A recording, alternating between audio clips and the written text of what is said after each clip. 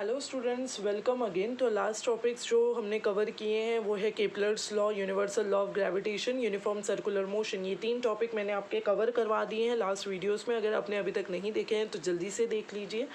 तो आज जो है हम इन 3 लॉ के बेसिस पे जो एग्जांपल्स हैं जो आपके टेक्स्ट बुक में दिए गए हैं सॉल्व एग्जांपल्स, तो वो हम यहाँ पे सॉल्व करने वाले हैं। ओके, तो देखिए, Mahendra and Virat are sitting at a distance of 1 metre. Mahendra और विराट जो है 1 मीटर के डिस्टेंस पे बैठे हैं एक दूसरे से दूर। इनके मासेस कितने हैं? 75 kg और 80 kg जो मासेस है। ग्रेविटेशनल फोर्स आपको पूछा गया है यहाँ पे। तो गिवन क्या है आपको? r is equal to 1 metre, यानी डिस्टेंस आपका दिया गया है। m1 75 है, m2 80 kg। g कितना होगा? 6.67 इंटू 10⁻11 न्यूटन मीटर स्क्वायर पर kg स्क्वायर। g जो है ये ग्रेविटेशनल कांस्टेंट है आपका। तो ये जो कांस्टेंट वैल्यू है ये हमेशा आपको सेम ही रहेगी, तो इसको आपको याद कर लेनी है। अब न्यूटन लॉ के हिसाब से F is equal to GM1 M2 upon R square होगा। तो यहाँ पे G जो है ये वैल्यू पूरी हम पुट अप कर लेंगे। अब देखिए यहाँ पे आपको आंसर कैसे मिलेगा। देखिए अब 6.67 इंटू 75 इंटू 80 लिया हमने, और यहाँ पर 10⁻11 कर दिया, और यहाँ पे 1 स्क्वायर आ गया। ओके, तो अब ये जो 1 है ये ऊपर आ जाएगा, तो क्या वैल्यू हो जाएगी? 6.67 इंटू 75 इंटू 80 इंटू 10⁻10 हो जाएगा आपका यहाँ पे, राइट। तो अब ये जो इसको मल्टीप्लिकेशन करेंगे तो हमें क्या मिलेगा? 40020 इंटू 10⁻10 हो जाएगा। सॉरी, ये 1/10⁻10 यहाँ पे मिलेगा आपको, राइट। अब ये 1/10 है, तो यहाँ पे आपको वैल्यू क्या हो जाएगा? 4.002। ये 4 0 हटेंगे, 4.002 इंटू 10⁻7 न्यूटन ये आपका वैल्यू मिलेगा आपको। ओके, तो ये वैल्यू कैसे मिला आपको समझा? ये मल्टीप्लिकेशन और डिवीजन का फॉर्मूला आपको समझा। अब देखिए, अब ये हमें फोर्स तो मिल गया 4.002 इंटू 10⁻7 n। अब जो ग्रेविटेशनल फोर्स हमें मिल चुका है, फोर्स क्या था? ग्रेविटेशनल फोर्स ही तो था। तो ग्रेविटेशनल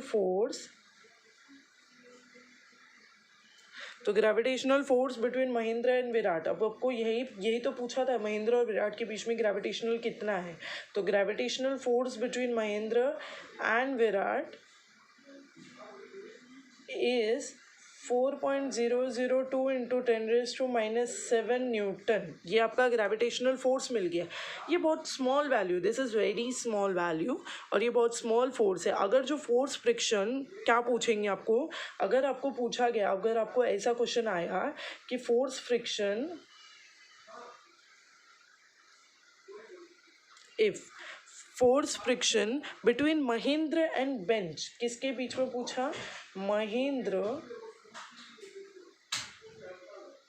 एंड बेंच, जिस बेंच पर महेंद्र बैठा है उस बेंच को on which he is sitting.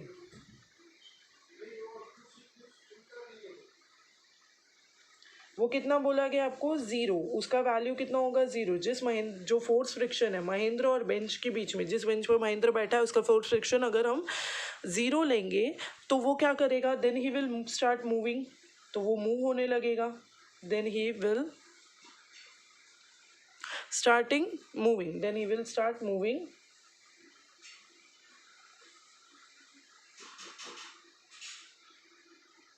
Towards Virat. वो विराट की तरफ मूव होने लगेगा। अब इन दोनों के बीच में जब डिस्टेंस 1 मीटर था तो यहाँ पे फ्रिक्शन नहीं था, फ्रिक्शन था, बट यहाँ पे जब अगर महेंद्र जिस बेंच पे बैठा है उस बेंच का फ्रिक्शन देखेंगे, फोर्स फ्रिक्शन अगर 0 है, तो अगर वो 0 है, कोई भी फ्रिक्शन नहीं है, तो महेंद्र जो है वो विराट की तरफ मूव होने लगेगा, क्योंकि विराट का जो एक्शन ऑफ फोर्स है वो उसको अपनी तरफ खींच रहा है।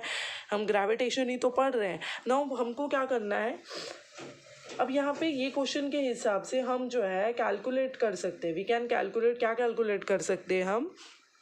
Acceleration. We can calculate acceleration और वेलोसिटी। हम 2 चीज़ कैलकुलेट कर सकते हैं यहाँ पे, एक्सेलरेशन और वेलोसिटी। क्या यूज़ करके? Newton's law of motion use करके। Newton's law of motion use करके हम एक्सेलरेशन और वेलोसिटी जो है कैलकुलेट कर सकते हैं। अगर महेंद्र जिस बेंच पे बैठा है उस बेंच की जो जहाँ पे वो बैठा है वहाँ पे फ्रिक्शन कितना है, 0 है, तो वो मूव होने लगेगा विराट की तरफ। अब ये क्वेश्चन आपको पूछ सकते हैं कि हम जो अगर ऐसा कुछ टाइप हुआ तो यहाँ पे हम कैसे कैलकुलेट करेंगे, न्यूटन्स लॉ ऑफ मोशन डाल के एक्सेलरेशन और वेलोसिटी जो है वो कैसे निकाल सकते हैं। ओके तो इन दी अबव एग्जाम्पल, ऊपर वाले एग्जाम्पल जो हमने वहाँ पे अज्यूम किया कि जो महेंद्र जिस बेंच पे बैठा है वो फ्रिक्शन लेस है तो उसकी वेलोसिटी 0 है, तो महेंद्र की वेलोसिटी जो है वो मोशन कितना रहेगा, विराट की तरफ। तो हमें कैसे फाइंड करना है, देखो फोर्स ऑन महेंद्र, अब जो हमें वहाँ पे फोर्स मिला था कितना मिला था, 4.002 इंटू 10⁻⁻⁷ न्यूटन। महेंद्र का मास यानी m1 जो था वो कितना था, 75 kg। अब हम कैसे कैलकुलेट करेंगे, हमें पहले कैलकुलेट करना है acceleration. So acceleration A is equal to force by mass, तो फोर्स कितना है आपका 4.002 इंटू 10⁻⁻⁷ अपॉन मास कितना है 75, तो ये वैल्यू कितनी मिलेगी आपको 5.34 इंटू 10⁻⁹ मीटर पर सेकेंड स्क्वायर। एक्सेलरेशन हमेशा मीटर पर सेकेंड स्क्वायर में मिलेगा, तो ये आपकी एक्सेलरेशन की वैल्यू मिल गई। अब एक्सेलरेशन हमको मिल गया, एक्सेलरेशन हमने फाइंड कर लिया, बट हमें एक्सेलरेशन के साथ में वेलोसिटी भी फाइंड करनी है। तो वेलोसिटी फाइंड करने के लिए हम क्या करेंगे, यूजिंग न्यूटन्स फर्स्ट इक्वेशन, हम न्यूटन का फर्स्ट इक्वेशन यूज़ करेंगे तो हम महेंद्र की वेलोसिटी जो है फाइंड कर सकते हैं आफ्टर 1 सेकेंड। अब आपको महेंद्र की वेलोसिटी यहाँ पे कितनी पूछी गई है, 1 सेकेंड के बाद में, 1 सेकेंड के बाद में महेंद्र की वेलोसिटी कितनी होगी ये आपको पूछा गया। तो 1 सेकेंड के बाद में हम कैसे कैलकुलेट करेंगे, हम न्यूटन का फर्स्ट लॉ यूज करेंगे, यूजिंग न्यूटन फर्स्ट लॉ। तो न्यूटन का फर्स्ट लॉ जब हम यूज करते हैं तो क्या formula, v is equal to u plus a t. अब v आपका क्या है, वेलोसिटी, v आपका वेलोसिटी है, right. As Mahendra is sitting on the bench his initial velocity, और ये u क्या है आपका इनिशियल वेलोसिटी, v आपका वेलोसिटी है, u इनिशियल वेलोसिटी है, a आपका एक्सेलरेशन है और t आपका टाइम है, जितना टाइम आपने यहाँ पे आपको पूछा गया है। टाइम यहाँ में सेकेंड्स में लिया गया है, टाइम 1 सेकेंड का टाइम आपको पूछा गया। अब महेंद्र जो है बेंच पे बैठा है तो उसकी इनिशियल वेलोसिटी जो होगी 0 होगी, एज महेंद्र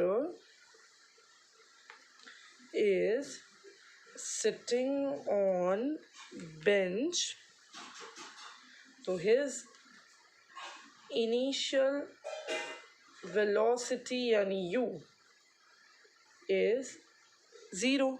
अब बेंच को हमने फ्रिक्शन लेस अज्यूम किया है, नाउ अज्यूमिंग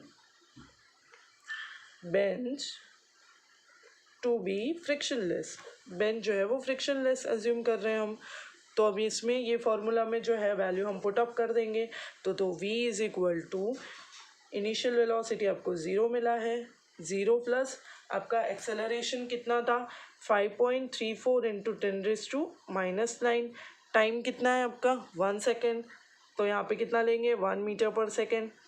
तो अब ये जो वैल्यू है इसको कैलकुलेट करेंगे, सबको ऐड करने के बाद क्या मिलेगा हमको 5.34 इंटू 10⁻⁹ मीटर पर सेकेंड, 5.34 इंटू 10⁻⁹ मीटर पर सेकेंड, ये आपकी वेलोसिटी मिल गई हमें। ओके सो महेंद्र वेलोसिटी कितनी होगी, महेंद्र की वेलोसिटी 1 सेकेंड के बाद में वेलोसिटी होगी 5.34 इंटू 10⁻⁹ मीटर पर सेकेंड, ये आपकी वेलोसिटी होगी महेंद्र की। तो ये क्वेश्चन में हमें इनिशियल वेलोसिटी भी मिल गई, एक्सेलरेशन भी मिल गया। ओके तो this is an extremely small velocity, ये भी स्मॉल वेलोसिटी है। ओके कैसे होगा, देखो जब वेलोसिटी कब इंक्रीज होगी, जब टाइम जो है वो इंक्रीज होगा, वेलोसिटी टाइम के साथ में इंक्रीज होती है।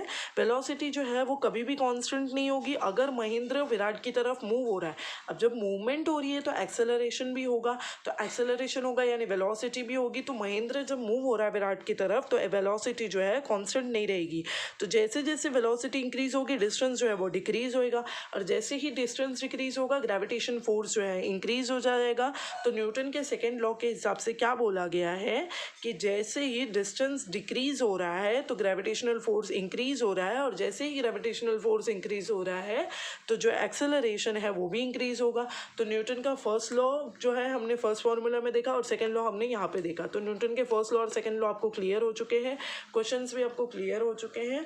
तो नेक्स्ट वीडियो में हम दूसरा टॉपिक स्टार्ट करेंगे। तब तक के लिए आप ये वीडियो को सॉल्व कीजिए, क्वेश्चंस को सॉल्व कीजिए, और आपको इसमें कोई भी डाउट हो तो आप हमें कमेंट सेक्शन में बता सकते हैं। Thank you.